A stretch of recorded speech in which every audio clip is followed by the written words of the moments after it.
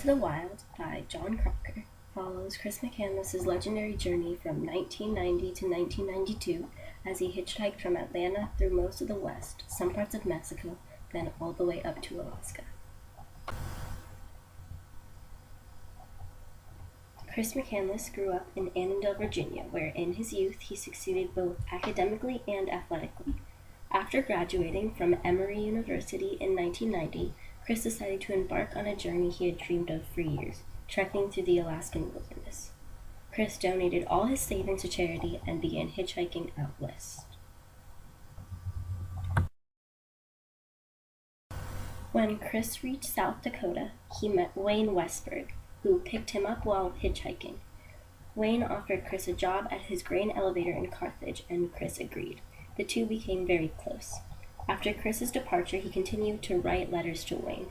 Chris also returned to Carthage multiple times after looking for work while he was on his trip. Once he left South Dakota, Chris made his way up to California. There he met Jane Burris and her boyfriend Bob while hitchhiking.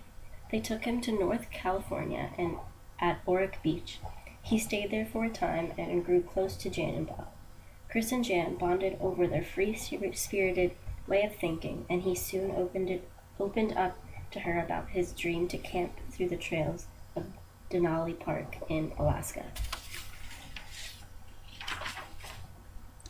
Chris spoke to her about it endlessly, and when it was time for him to leave, Jan and Bob even bought him new gear and supplies, which he sneakily stashed in her car without her knowing.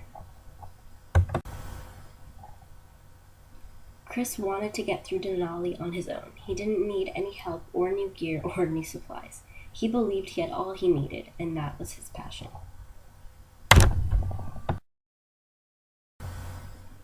Chris stayed in contact with Jan after his move through California.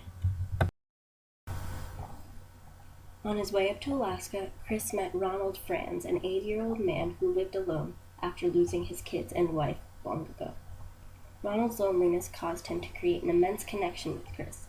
Ronald felt a fatherly affection towards him and even offered to adopt him, but Chris's poor relationship with his family, having been what compelled him to leave and start anew, he knew that he couldn't create another relationship because it would just end in heartbreak. So Chris packed his things and left for Alaska.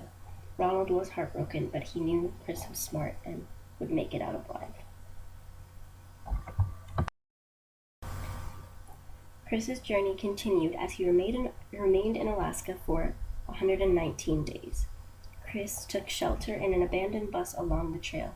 The bus was a popular spot for campers, but 2 weeks later, Chris's body was found in the bus. He had sadly passed away, most likely due to starvation. He underestimated the circumstances, but his dream and his drive took him far.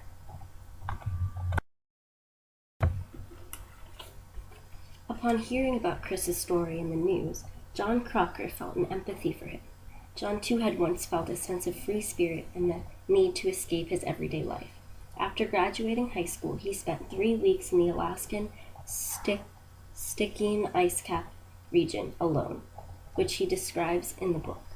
Crocker's intrigue led to his writing of a 9,000-word article on McCandless that was featured in Outside magazine, where he worked full-time as a journalist. Crocker then turned his popular article into a novel, Into the Wild. Crocker wrote this piece for the purpose of highlighting the true motives and feelings of those who seek a world in the wild. John knows those feelings firsthand, and throughout the book he creates parallels between him, Chris, and others who embarked on extensive journeys. Crocker just wanted to let the world know that adventure is okay. Sometimes it's very much needed to keep life interesting.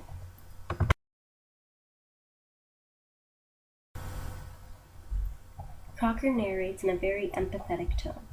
Crocker constantly justifies Chris's actions and motives with those of his own and repeatedly argues the views of those who criticize Chris as if he were defending himself.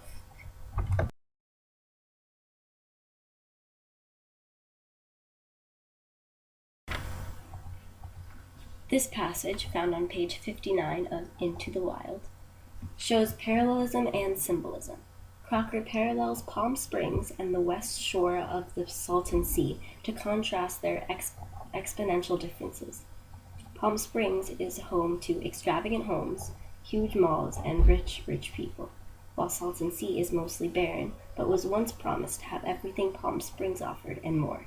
This also serves to symbolize Chris's family life financially. Chris grew up in Fairfax County, a county that is known to be rich and home to the rich. But growing up, Chris's parents always faced financial issues. They tried everything and had high hopes that it would end, but it never really did.